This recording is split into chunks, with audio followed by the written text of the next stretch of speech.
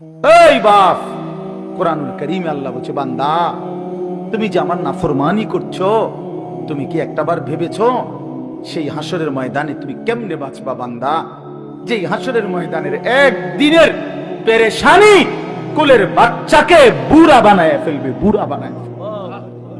এই বাপ, এটা কোরআন শরীফের আয়াত। আমার জীবনে সবচেয়ে বেশি কাঁপ ওঠে, ভয় লাগে আমার এই আয়াত। আমার মাদ্রাসায় প্রতিদিন জোহরের পরে সূরা মুজাম্মিল, এই সূরা এটা পড়ে। এই একটা আমল আমাদের মাদ্রাসার, এই সব সময় এটা প্রায় শুনি, ছেলেরা যে পড়ে এই আয়াত, এটা পড়ে, এটা সূরা মুজাম্মিলের আয়াত।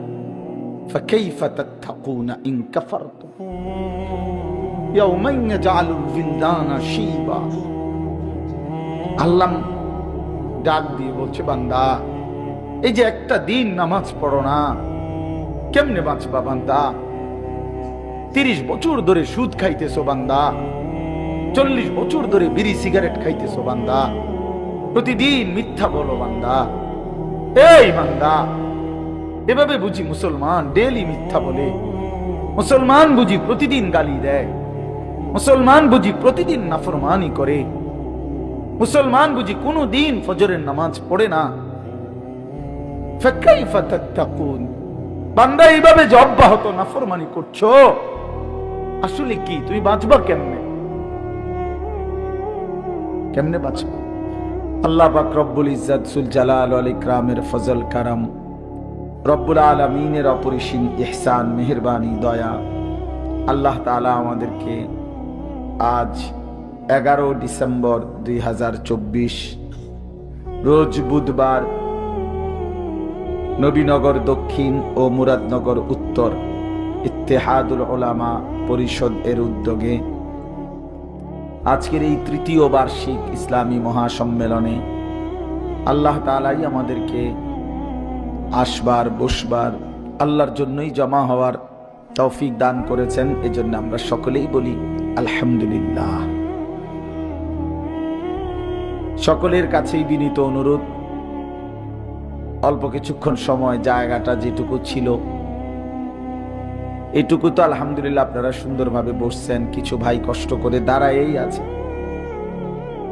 তো আমরা সবাই মিলেই অল্প একটু সময়, রাত্রি একদম কম হয় নাই, এজন্য আমি অনুরোধ করছি আমরা সবাই মনোযোগ দিয়ে আন্তরিকতা নিয়ে, বিশেষ করে হাতে ধরা মোবাইলটা রেকর্ড না করলে ভালো। ভাই আমার কথাটা শুনো, ছেলেরা যারা এই হাতে ধরা মোবাইল নামায় ফেলো, এমনি ভালো হবে।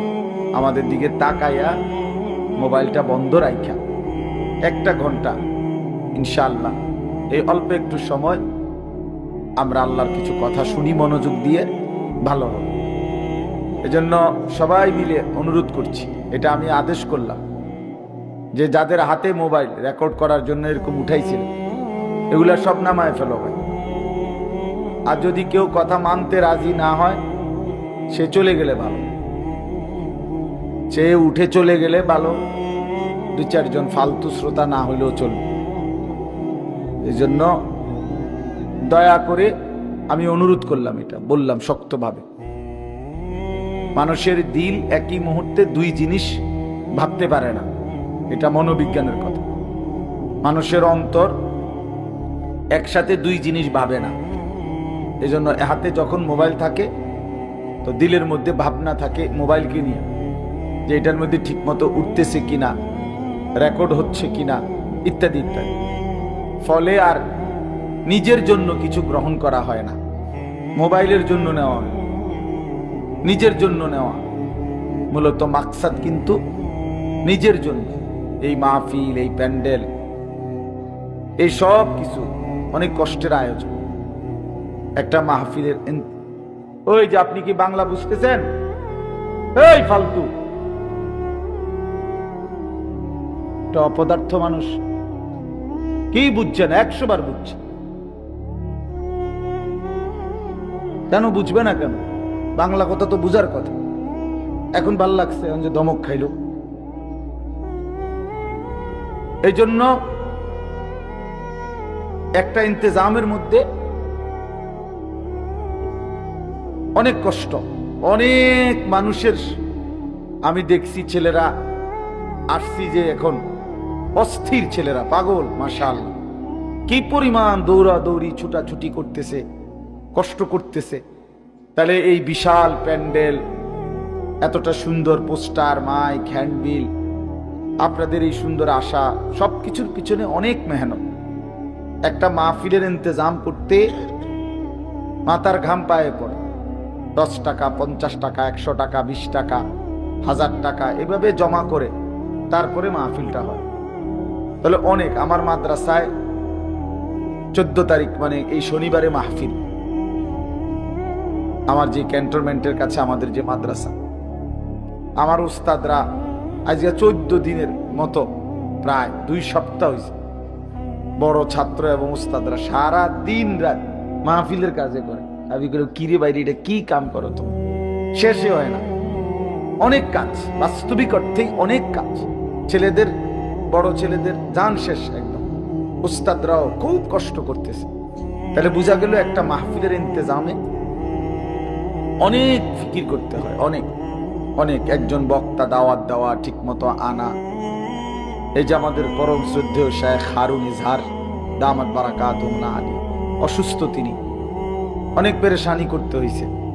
তাইলে এরকম মনে করেন সবাইকে মিলায়া আনা, গোলায়া আনা অনেক কষ্ট।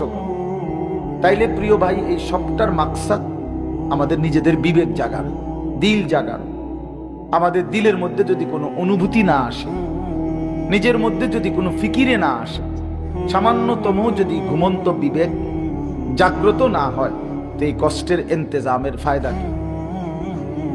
কিছু বুট খাইলাম, বাদাম খাইলাম, কয়টা চটপটি খাইলাম, কিছুক্ষণ ঘোরাফেরা করলাম, এতে কি ফায়দা?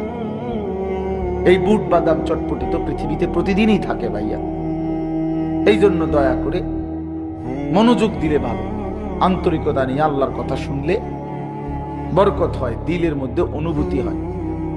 হাদিসের মধ্যে আছে, হযরত ইরবাজ ইবনে সারিয়া, একজন সাহাবীর নাম ইরবাজ, উনি বর্ণনা করছেন যে রাসূলুল্লাহ সাল্লাল্লাহু আলাইহি ওয়াসাল্লাম আমাদের মাঝে ওয়াজ করলেন। এই ওয়াজ করার পরে আমাদের অবস্থা কি হলো? নবীজির ওয়াজ শুনে হাদিসে স্পষ্ট শব্দ আছে, জারাফাত মিনহাল উয়ুন ওয়া ওয়াজিলাত মিনহাল কুলুব।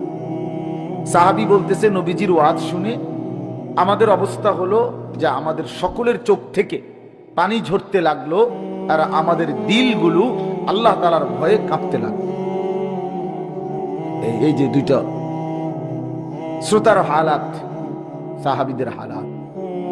কোরআনুল কারীমের মধ্যে আছে, আল্লাহ তাআলা বলেন, ওয়া ইদা সামিউ মা উনজিলা ইলার রাসূল তারা আ'য়ুনাহুম তাফীদু মিনাদ দাম'i মিম্মা আরাফু মিনাল হক। আল্লাহ বলেন, দুনিয়াবাসী দেখো, আমার রাসূলের সাহাবীদেরকে দেখো, একজন একজন সাহাবীদের দিকে তাকায় দেখো আমার রাসূলের, যে আমি আল্লাহর কোরআন যখন আমার রাসূলের উপরে নাজিল হয় আর তিনি যখন তাদের সামনে সেটা পড়ে, আর আমার রাসূলের সাহাবীরা যখন শুনে, তো তাকিয়ে দেখো তাদের প্রত্যেকের চোখ দিয়ে তখন অঝরে পানি ঝরতে থাকে। তারা আ'য়ুনাহুম তাফীদু মিনাদ দাম'i, তাদের চোখ অশ্রু প্রবাহিত করে আল্লাহর কোরআন শুনলে।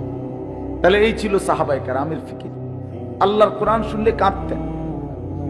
হযরত আব্দুল্লাহ ইবনে মাসউদ, একজন সাহাবীর নাম, বিখ্যাত সাহাবী, তিনি বর্ণনা করছেন যে নবী সাল্লাল্লাহু আলাইহি সাল্লাম একদিন আমাকে কোরআন শরীফ শুনাইতে বলছেন। মানে নবীজি উনাকে বলছেন, ইবনে মাসউদ তুমি আমারে কোরআন পড়ে শোনাও। হযরত আব্দুল্লাহ ইবনে মাসউদ বলেন, আমি অত্যন্ত ভয় এবং আদবের সাথে চোখ নিচের দিকে নামাইয়া সূরা নিসা, কোরআনের ৪র্থ সূরা, এই সূরার প্রথম ৪০টা আয়াত একটানা তেলাওয়াত করলাম। ৪০ আয়াত পড়ার পর নবী সাল্লাল্লাহু আলাইহি ওয়াসাল্লাম আমাকে বললেন, হাসবুকাল আন, ইবনে মাসউদ এবার থামো। তিনি বলেন, আমি থামলাম। অতঃপর চোখ তুলে নবীজি সাল্লাল্লাহু আলাইহি সাল্লামের চেহারা মুবারকের দিকে তাকালাম। তাকিয়ে দেখি ফাইদা আইনাহু তাদরিফান, আল্লাহর নবী সাল্লাল্লাহু আলাইহি সাল্লামের দুই চোখ থেকে অঝরে পানি ঝরতেছে। তিনি কাঁদতেছেন। তাইলে রাসূলুল্লাহ সাল্লাল্লাহু আলাইহি সাল্লাম তিনি নিজেও আল্লাহর কোরআন শুনে কাঁদতেন, তো সাহাবায়ে কেরামও কি করতেন? কাঁদতেন।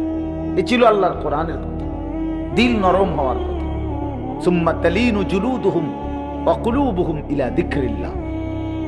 আল্লাহ তাআলা কোরআনুল কারীমের মধ্যে বলছে, আমার কোরআনের বৈশিষ্ট্য, আমার কোরআন যে দিল দিয়ে শুনে, তো তার শরীরের সমস্ত চামড়া এবং দিল পুরাটাই আমি আল্লাহর স্মরণ, আমার ইবাদত, আমার জিকির, আমার বন্দেগীর জন্য নরম হয়ে যায়,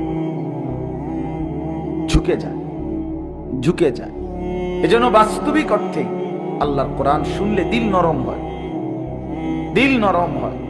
আল্লাহর কোরআন কেউ মনোযোগ দিলে ধীরে ধীরে জিন্দেগি বদলায়। আমাদের পরিবর্তন হয় না কেন? আমরা মনোযোগ দেই না, আমরা গাফলত। বুট খাইতে খাইতে ওয়াজ শুনে তো কি হবে ভাইয়া? বাদাম খাইতে খাইতে ওয়াজ শুনলে পরিবর্তন হবে। মোবাইল টিপতে টিপতে ওয়াজ শুনলে কদ্দুর শুনলেন, কদ্দুর বুট খাইলেন, চা খাইলেন, কদ্দুর হাইটা আসলেন, তো হইল কি? মুনাসাবাত হইল কি? মুনাসাবাত হইল কি? এই জন্য বাপ, দোস্ত আমার, বন্ধু আমার, প্রিয় ভাই আমার, সবার কাছে অনুরোধ, আল্লাহর কথা মনোযোগ দিয়ে শুনতে হয়। আমার শুধু ওয়াজ, উলামায়ে কেরামের প্রত্যেকের নসিহত দিল দিয়ে শুনলে আল্লাহ তাআলা জিন্দেগি বদলায়, আল্লাহ তাআলা আখিরাত সুন্দর করে। আল্লাহর কোরআনের মধ্যে নূর আছে, হেদায়েত আছে, আল্লাহর কোরআনের মধ্যে শিফা, সমস্ত দৈহিক এবং আত্মিক রোগের ঔষধ আছে, ঔষধ আছে। এজন্য আমরা উচিত এটা, তোমরা যারা নওজোয়ান ছেলে আছো, তোমাদের কাছে অনুরোধ ভাইয়া, আল্লাহর কোরআন শুনো, মনোযোগ দিয়ে শুনো, মোবাইল থেকেই শুনো, তেলাওয়াত শুনো কিছুক্ষণ। আল্লাহর কোরআন শুনলে ধীরে ধীরে দিল নরম হয়। এটা অনেক বড় একটা ঔষধ। আল্লাহর স্মরণ, আল্লাহর জিকির, আফদালুজ যিকরি তিলাওয়াতুল কোরআন। রাসূলুল্লাহ সাল্লাল্লাহু আলাইহি ওয়াসাল্লাম বলেন, সর্বশ্রেষ্ঠ জিকির হলো কোরআনুল কারীমের তেলাওয়াত। রাসূলুল্লাহ সাল্লাল্লাহু আলাইহি ওয়াসাল্লাম সারা রাত দাঁড়িয়ে কোরআনুল কারীম তেলাওয়াত করতেন। তাফসীরের মধ্যে স্পষ্ট আছে, সূরা তাহার মধ্যে, সূরা তাহার তাফসীরে আছে, নবী সাল্লাল্লাহু আলাইহি সাল্লাম মাঝে মাঝে মসজিদের খুঁটির মধ্যে রাত্রিবেলা নিজের কোমর খুঁটির মধ্যে রশি দিয়ে, গামছা দিয়ে, রুমাল দিয়ে খুঁটি সহ বান দিয়া নিতেন, আর এভাবে বাইদা এক টানা দাঁড়ায়া ফজরের আজানের আগ পর্যন্ত আল্লাহর কোরআন তিলাওয়াত করতেন। হ্যাঁ হ্যাঁ, স্পষ্ট আছে। এজন্য কোরআনুল কারীম আল্লাহ নিজে বলছে, মা আনজালনা আলাইকাল কোরআনা লিতাশকা। বন্ধু, আপনাকে বেইজ্জতি করা, লাঞ্ছিত করা, অপদস্থ করার জন্য, দুর্ভাগা বানানোর জন্য আমি আল্লাহ কোরআন নাজিল করি নাই। কোরআন কাউকে বেইজ্জতি করবে না। আল্লাহ ওয়াদা দিয়েছে, তাহা মা আনজালনা আলাইকাল কোরআনা লিতাশকা। বন্ধু, আমি ওয়াদা দিলাম, কোরআন কাউকে বেইজ্জতি করবে না। কোরআন ধরছে, অথচ সে বেইজ্জতি হবে না, লাঞ্ছিত হবে না। আমি এই জন্য কোরআন নাজিল করি নাই, ইল্লা তাযকিরাতাল লিমান ইয়াখশা। আমি আল্লাহকে যে ভয় করে, কোরআন তার প্রত্যেক কদমে কদমে উপদেশ দান করে, উপদেশ দান, নসিহত দান করে, তার জীবন সাজিয়ে দেয়, তার সুন্দর একটা সুন্দর জীবন গড়ে দেয়। এজন্য কোরআন কাউকে ঠকায় না। আল্লাহ তাআলা বলছেন, যালিকা হুদাল্লাহ ইয়াহদি বিহি মান ইয়াশা। এটাই আল্লাহর পক্ষ থেকে হেদায়েত। এই যে কোরআনকে আল্লাহ বলছে যে এটাই আমি আল্লাহর হেদায়েত, এর দ্বারাই আল্লাহ যাকে চান হেদায়েত দিয়ে থাকেন, কোরআনের দ্বারা। এজন্য আলো মিলে কোরআন দ্বারা, সঠিক গন্তব্য মিলে কোরআনের দ্বারা। কোরআনবিহীন আলোহীন ব্যক্তি, এই জেনারেল লাইনের যে যাই পড়ে, যদি আল্লাহর কোরআন পড়তে না পারে, নিশ্চিত সে আলো হারা। পৃথিবী উপার্জনের বিভিন্ন নিয়ম কানুন জানে, এটা কোনো আশ্চর্য কিছু না, এগুলো তো কাফের বেঈমানরাও জানে। মানে দুনিয়ায় রোজগারের, চাকরি, ব্যবসা, কামাই রোজগারের বিভিন্ন ভদ্রচিত অত্যাধুনিক নিয়ম কানুন শিখছে, কিন্তু আলো, হেদায়েত, সুন্দর জীবন, উত্তম আখলাক, আলোকিত মানুষ, এটা আল্লাহর কোরআন বিহীন, আল্লাহর কসম অন্য কিছু দ্বারা হবে না, হবে না। এজন্য যে যুবক মুসলমান হওয়ার পরে আল্লাহর কোরআন থেকে কিছু নেয় নাই, সে আলো পায় নাই, আলো পায় নাই। কামাই রোজগারি করা শিখছে কিন্তু আলো পায় না। ফামান লাম ইয়াজআলিল্লাহু লাহু নূরান ফামা লাহু মিন নূর। আল্লাহ তাআলা কোরআনুল কারীমে বলেন, আল্লাহর আলো যে পেল না তার জন্য কোথাও কোনো আলো নাই। ফামা লাহু মিন নূর, তার জন্য কোনো আলো নেই। ওয়ামান ইউদ্লিলিল্লাহু ফামা লাহু মিন হাদ। প্রিয় ভাই, মনোযোগ দিয়ে শোনো। আল্লাহ তাআলা বলেন, আল্লাহ যাকে পথ হারা করে দিলেন তার জন্য আর কোথাও কোনো পথ প্রদর্শক নাই। তুমি নামাজ থেকে ছুটে গেছো, আল্লাহর বাঁধন থেকে ছুটে গেছো, নাফরমান, তুমি আর কোনোদিন আলো পাবা, আর কোনোদিন ভালো মানুষ মিলবে না। বাকিরা সব তোমাকে আল্লাহরে বাদ দিলা, নামাজকে বাদ দিলা, কোরআনকে বাদ দিলা, উলামায়ে কেরামকে বাদ দিলা, রাসূলকে বাদ দিলা। আল্লাহর কসমের পরে যেখানে যাইবা সেখানে অন্ধকার ছাড়া, নাফরমানি ছাড়া আর কিছু মিলবে না, আর কিছু মিলবে না। এটাই সত্য, এটাই সত্য কথা, এটাই বাস্তব কথা। আল্লাহর আলো যে পেল না সে আর কিছুই পেল না, সে আর কিছুই পেল না। আমি এই জন্য সাফ বললাম, প্রিয় ভাই আমার, জেনারেল লাইনে যা মন চাই তুমি পড়ো, যে দূর মনে চায় আরো পড়ো, আরো ডিগ্রি নাও, কোনো অসুবিধা নাই। একবারে হিমালয় পর্বতের উচ্চতা সমান যেন তোমার ডিগ্রি হয়, কোনো অসুবিধা নেই। আটলান্টিক মহাসাগরের গভীরতা পরিমাণ যেন তোমার ডিগ্রি হয়, সমস্যা নাই। কিন্তু আল্লাহর কোরআন থেকে বঞ্চিত হইলা কেন? 16 বছরেও কোনোদিন আল্লাহর কোরআন পড়তে পারো না। জেনারেল লাইনে তো আমরাও পড়ছি মিয়া, আমি তো কুমিল্লা ভিক্টোরিয়া কলেজ থেকে মাস্টার্স পাস করছি, সায়েন্স বিজ্ঞান বিভাগ থেকে দাখিল এসএসসি পাস করছি, কামিল পাস করছি, টাইটেল পাস করছি, কওমি মাদ্রাসা থেকে দাওরা পাস করছি। আমার এতগুলো সার্টিফিকেট, ওই দিন খুঁজছি সার্টিফিকেট গুলো কই, জিঙ্গাইছি এই কয়দিন আগে কই তুই সেটি কে জানে না, জানিও না, ইত্যাম সার্টিফিকেট বাদ খাইয়া এমনি কুল পাই না। আলহামদুলিল্লাহ, আল্লাহ তাআলা ঠকায় নাই, আল্লাহকে ধরে বান্দা ঠকে না, ঠকে না। এজন্য প্রিয় ভাই আমার, বন্ধু আমার, আমি শুরুতে এই কথা বললাম, আল্লাহর কোরআন মুসলমানের যে সন্তান, বাবা, আপনাদের বয়স্ক মানুষ, আপনাদের কবুল, আল্লাহর কোরআন যিনি দেখে দেখে পড়তে পারেন না, সাইয়া সাইয়া কোরআন শরীফটাও শুদ্ধ পড়তে পারেন না, সাইয়া সাইয়াও আপনি বোবা। আমি বললাম আপনি বোবা, বোবা, বোবা, বোবা, বোবা। বাকি কথাগুলো না বললেও দুনিয়া ভোগ করা যায়। তো বোবা মানুষ যারা বোবা, বাস্তবিকে যারা বোবা, তারা ভাতও খায়, ঘুমও যায়, পেশাব পায়খানাও করে, বিয়েও করে, বোবারও বাচ্চা কাচ্চা হয়। কথা বলেন না কেন? তাহলে বোঝা গেল বাকি দুনিয়া ভোগ করার জন্য বোবাই যথেষ্ট। কথা না বললেও চলতো।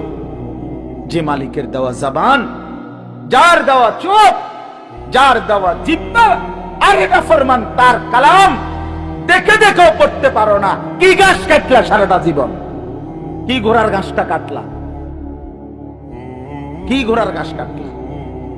হ্যাঁ, জিন্দেগি কি কামাই করলাম মিয়া? এই মুসলমান, কি জীবন গঠন করলাম? কি মিলাইছেন ঘরে? আমরা দেখছি না 60 বছর 50 বছরের কামাই মিলাইয়া আপনার ঘরে কিটা ফার্নিচার আমরা জানি তো।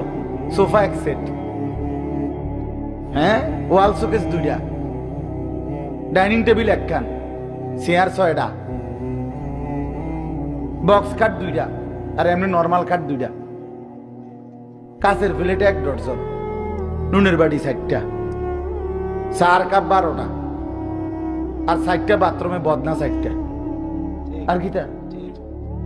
হ্যাঁ মিয়া, আর কি কি দুনিয়া কামাই করলেন? এই কদ্দুর, এই এক সেট সোফার, একটা খাট আর একটা ফার্নিচার, এই নাইলে 1 কোটি টাকার মাল, নাই তো 1 কোটি টাকার মাল আর কি গট্টার মধ্যে। তো এই 1 কোটি টাকার মাল কামাই করে 60 বছর শেষ। 60 বছর শেষ, আস্তাগফিরুল্লাহ। তো বাকি আখিরাত, বাকি কবর।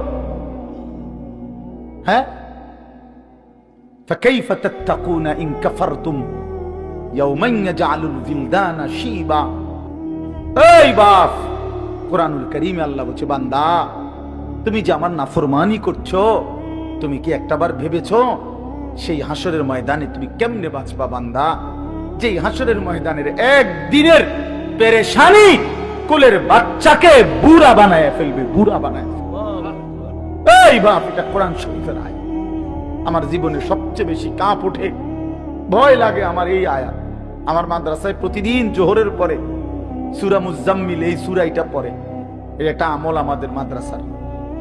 এই সব সময় এটা প্রায় শুনি, ছেলেরা যে পড়ে এই আয়াত, এটা পড়ে, এটা সূরা মুজাম্মিলের আয়াত। ফাকাইফা তাত্তাকুনা ইন কাফারতুম ইয়াওমান ইয়াজআলুল বিলদানা শিবা। আল্লাহ ডাক দিয়ে বলছে, বান্দা এই যে একটা দিন নামাজ পড়ো না, কেমনে বাঁচবা? বান্দা 30 বছর ধরে সুদ খাইতেছো বান্দা, 40 বছর ধরে বিড়ি সিগারেট খাইতেছো বান্দা, প্রতিদিন মিথ্যা বলো বান্দা। এই বান্দা, এভাবে বুঝি মুসলমান ডেইলি মিথ্যা বলে? মুসলমান বুঝি প্রতিদিন গালি দেয়?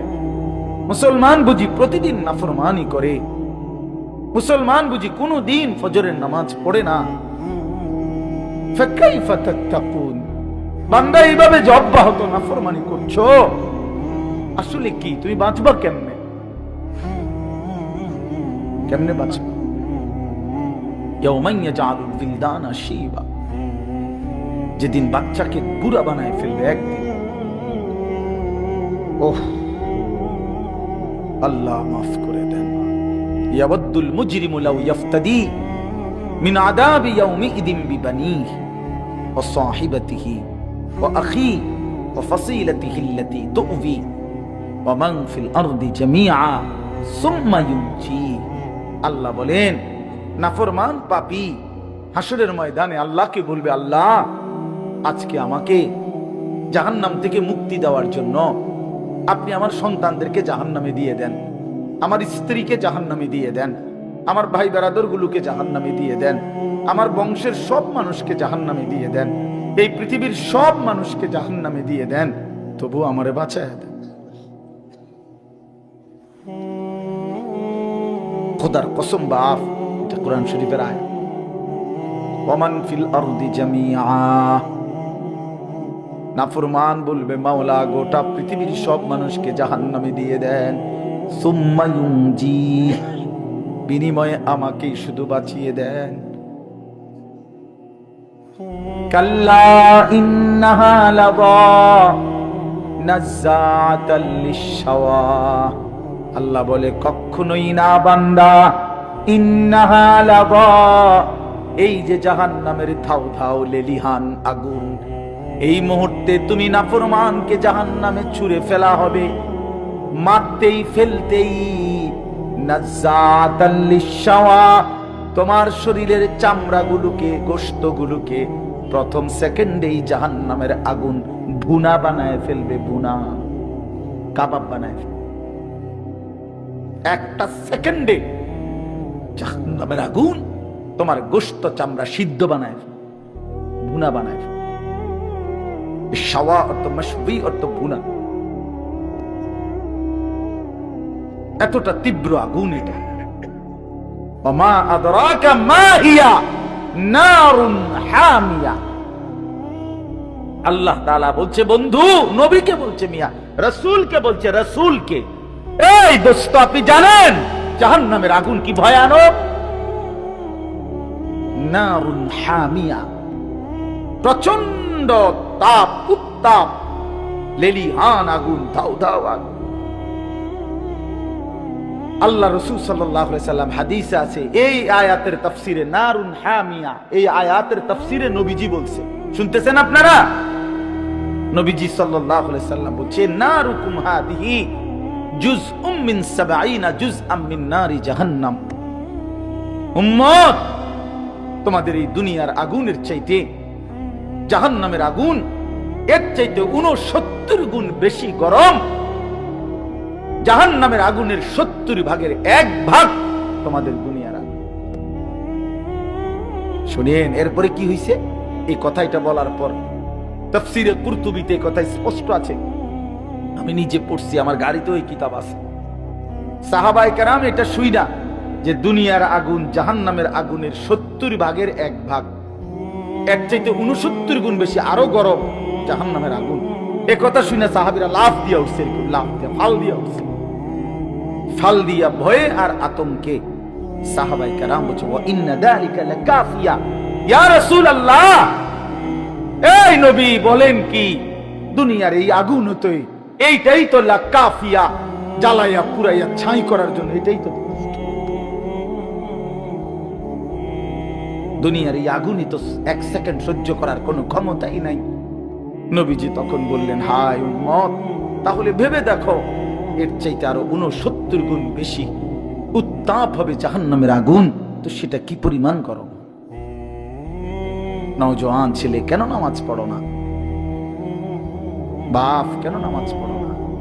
আল্লাহরে এইভাবে ভুলে গেলা। নারীরে এমনি পছন্দ হয়ে গেল, সারা রাত মোবাইলে ছবি দেখো, উলঙ্গ নাচ দেখো, জিনা ব্যভিচারের দৃশ্য দেখো, দিন নাই রাত নাই, ছবি, নারী, অসভ্যতা, নোংরামি, মদ, জুয়া, গাঁজা, ফেন্সি, ইয়াবা। হায় হায় হারামখোর, এত বড় নাফরমান কেমনে হইলা? কেমনে হইলা বাপ? কেমনে আল্লাহরে ভুলে গেলা? তোমরা যারা কোনদিন ফজরের নামাজ পড়ো না, কেমনে দাঁড়াইবা বাপ? কেমনে দাঁড়াই? 1 মিনিট ভাবো না তুমি। কেমনে বললে বুঝতা? আপনাদের যাদের স্ত্রী নামাজ পড়ে না, যাদের মেয়েরা নামাজ পড়ে না, আপনারা যারা সামান্য দুনিয়ার ব্যস্ততায় নামাজ পড়েন না বাবা, কেন পড়েন না? একটা সিএনজি চালাইতে গিয়া বেচারা নামাজ পড়ে না, একটা অটো চালাইতে গিয়া বেচারা নামাজ পড়ে না, একটা সামান্য মুদি দোকান, চা দোকান, এই বেচারাও 1 ওয়াক্ত নামাজ পড়ে না। আহারে কি আশ্চর্য! একটা চটপুটি দোকানদার সারাদিন মাহফিলে চটপুটি বেচতেছে, সারাটা রাত 1টা ওয়াক্ত নামাজ পড়ে না। কি হারাম! চিন্তা করে দেখ। কোগা বুট মুড়ি বেচছে, বুট বেচছে কত, নাহলে 300 টাকার বুট, নাই তো 1000 টাকার বুট বিক্রি করছে, বিনিময়ে আল্লাহকে একটা সেজদা দেয় নাই। দুনিয়া তারে কি পরিমাণ ধোঁকা দিছে, দুনিয়া তারে কি পরিমাণ ধোঁকা দিছে, দুনিয়া তারে কেমন বোকা বানাইছে। সব 1000 টাকার বুট বেচলে কত, নলে 100 টাকা লাভ, না 1000 টাকা লাভ, শরীফে কন্যা গান এরমই তৈরি। 1000 টাকার বুট বেচলে 300 টাকা লাভ, এত রং না। হ্যাঁ বেটা 300 টাকা লাভ দিয়ে লাইছে বেটারে, জি না? কত, নলে 70, 80, 100 টাকা লাভ। আচ্ছা ধরেন শরীফ ভাই কইছে মুরব্বী মানুষ 300 টাকাই লাভ, তো 300 টাকার জন্য জোহর, আসর, মাগরিব, ইশা সব বাদ। কি পেয়ে কি হারাইলাম? কাকে ধরলাম, কাকে ছাড়লাম? কুল মা ইনদাল্লাহি খায়রুম মিনাল লাহবি ওয়া মিনাত তিজারা। আল্লাহ বলছে নবী বলে দেন, ও দুনিয়াবাসী, তোমাদের এই ব্যবসা বেচা কিনা, তোমাদের এই রং তামাশা, যুবক তোমার এই তামাশা, তোমার এই গান বাদ্য নাচ গান, এই সব কিছুর বিনিময়ে, এর বিপরীতে সেজদা দিলে, নামাজ পড়লে, গোলামি করলে আল্লাহর কাছ থেকে যা পাইতা, আল্লাহ বলছে বন্ধু বলে দেন, সেটা তোমাদের এই তামাশা এবং ব্যবসা বেচা কিনা, আয় রোজগার চাইতে কোটি কোটি গুণে উত্তম, কোটি কোটি গুণে উত্তম। আল্লাহু খায়রুর রাযিকিন, আল্লাহই হচ্ছেন সর্বোত্তম রিজিক দাতা। এজন্য প্রিয় ভাই, প্রিয় বাবা, আমার প্রিয় সন্তানরা, ছেলেরা, নওজোয়ান সাথীরা, সবাই মিলে এটা রাত গভীরে আমরা ভাবি, নিজের জীবনের কদর করেন, হায়াতের কদর করেন। এই আয়াত আবার কইলাম, বারবার মনে করবেন যে হুজুরে একটা আয়াত বলছে, ফাকাইফা তাত্তাকুনা ইন কাফারতুম। আল্লাহ খুব মায়া কইরা যেন বলছি, বান্দা কিরে বান্দা এরম করস কেমনে রে বাঁচবি তুই, কেমনে রে বাঁচবি, কেমনে বাঁচবি বান্দা এত নাফরমানি করে সেই হাসরের ময়দানে, যেদিন কোলের বাচ্চা বুড়া হয়ে যাবে পেরেশানিতে। কোরআন শরীফে আছে যেদিন ইসরাফিল ফু দিবে, আল্লাহর কসম ভাই কোরআন শরীফের আয়াত, সূরা হজ একটা সূরা আছে, এখানে আছে আল্লাহ বলেন ইন্না জালজালাতাস সাআতি শাইউন আযীম। ইসরাফিল যখন সিংহায় ফু দিবে, জমিনের মধ্যে ভূমিকম্প শুরু হবে গোটা কায়নাতে, তখন মানুষ এই পরিমাণ অস্থির হয়ে যাবে, বেকরার হয়ে ছুটাছুটি করবে। আল্লাহ নিজে বলতেছে ইয়াউমা তারাউনাহা তাদহালু কুল্লু মুরদিআতিন আম্মা আরদাআত, যে মা তার কোলের বাচ্চা দুধ খাওয়াইতেছিল, আল্লাহর কসম আল্লাহ বলে ওই মা দুধের বাচ্চা ছুঁড়ে ফেলবে। এইটার অর্থ এটা, ওয়াতাদাউ কুল্লু যাতি হামলিন হামলাহা, যে মা পেটে সন্তান 8 মাসের 9 মাসের বাচ্চা, আল্লাহ বলেন ওই মা এইভাবে পাগলের মতো দৌড়বে ছুটবে, গর্ভের বাচ্চা নিজে নিজেই বের হয়ে যাবে। ওয়াতারান নাসা সুকারা, আল্লাহ বলে সবগুলো মানুষ পাগলের মতো মাতালের মতো হয়ে যাবে, মাতাল হয়ে যাবে, মাতাল। ইয়াউমা ইয়াকুনুন নাসু কাল ফারাশিল মাবসুস, বিক্ষিপ্ত পতঙ্গ উলু আগুনের মধ্যে, লাইটের মধ্যে যেরকম চারদিক থেকে উইরা উইরা আইসা, যে যেদিক থেকে পাইরা উইরা আইসা শুধু পরে আর মরে, পরে আর মরে, ঠিক না? আল্লাহ কোরআনে বলছে ইসরাফিল ফু দিলে এই কোটি কোটি মানুষ যে যেদিকে পারে ছুটাছুটি করে পড়বে মরবে, পড়বে মরবে, যে যেখানে পড়বে উষ্টা খাইয়া দৌড়াইয়া হাঁফাইয়া ওইখানেই মরতে দেরি নিচে পৌঁছে যাবে কবরে। কারণ এখন দাফন করার কেউ নাই, এখন আর দাফন করবে